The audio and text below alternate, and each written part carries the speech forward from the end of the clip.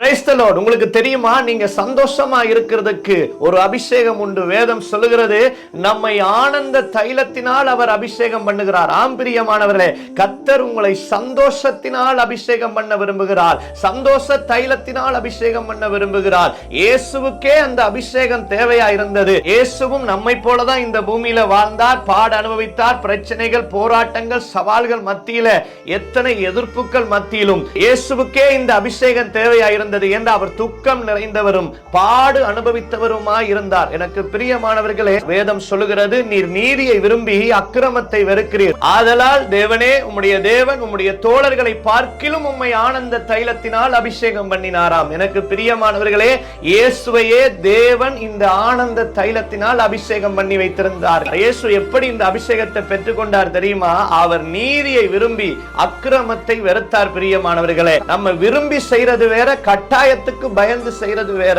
உதாரணத்துக்கு, ஒரு அப்பாக்கு ஒரு பிள்ளை கீழ்ப்படிய வேண்டும் என்கிறது நீதி.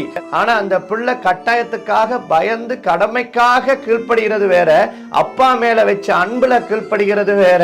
வேதம் சொல்கிறது, அவர் விரும்பி செய்தாராம். அதான் இயேசு 10 கட்டளைகளை 2ஆய் தொகுத்து அன்பிலே கொண்டு வந்தார். நாம் நேசித்து விரும்பி கடைபிடிக்கும்படியாய் இயேசு ஒவ்வொரு காரியத்தையும், ஒவ்வொரு கட்டளைகளையும், நீதியையும் இந்த பூமியிலே விரும்பி நிறைவேற்றினார். எனக்கு பிரியமானவர்களே, அவர் நீதியை விரும்பினார், அக்கிரமத்தை வெறுத்தார். இன்றைக்கு பாவத்தின் விளைவினால நமக்கு ஏற்படும் தீமைகளினால நம்ம பாவத்தை தவிர்க்கிறது வேற, பாவத்தை வெறுத்து உதறி தள்ளுறது வேற. நாம் கர்த்தரை உண்மையாய் நேசிப்போமா இருந்தால், தேவன் பாவத்தை வெறுக்கிறவராய் இருந்தால், நாம் நேசிக்கிற அவர் வெறுக்கிறாராய் இருந்தால், நாமும் பாவத்தை வெறுக்கிறவர்களாய் மாறணும். பாவத்தை தவிர்க்கிறது வேற, வெறுக்கிறது வேற. நம்ம தவிர்க்கிறதை விட வெறுக்கிறவர்களாய் மாறுகிற பொழுது வேதம் சொல்கிறது, அவர் நீதியை விரும்பி அக்கிரமத்தை வெறுத்தாராம். பிரியமானவர்களே, நாமும் அவருடைய நீதியையும் கற்பனைகளையும் விரும்பி செய்கிறவர்களாய் மாறணும். அவர் பாவத்தை வெறுத்தது போல நாமும் பாவத்தை வெறுக்கிறவர்களாய் மாறுகிற பொழுது நிச்சயமாய் நம்முடைய தேவனாகிய கர்த்தர் உங்களையும் இந்த ஆனந்த தைலத்தினால, சந்தோஷத்தினால எப்பொழுதுமே மகிழ்ச்சியா இருக்கும்படிக்கு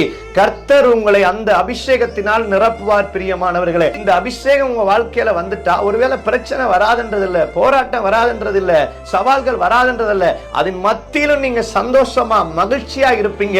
உங்களுக்கு இருக்கிற சமாதானத்தை யாருமே எடுத்து விட முடியாது. நிம்மதியா நித்திர கொள்வீங்க, சந்தோஷமா கர்த்தரை துதிப்பீங்க. எப்பொழுதுமே உங்க முகம் மலர்ந்த முகமா இருக்கும். இந்த அபிஷேகத்தை வாஞ்சிங்க, நீதியை விரும்புங்க, அக்கிரமத்தை வெறுங்க.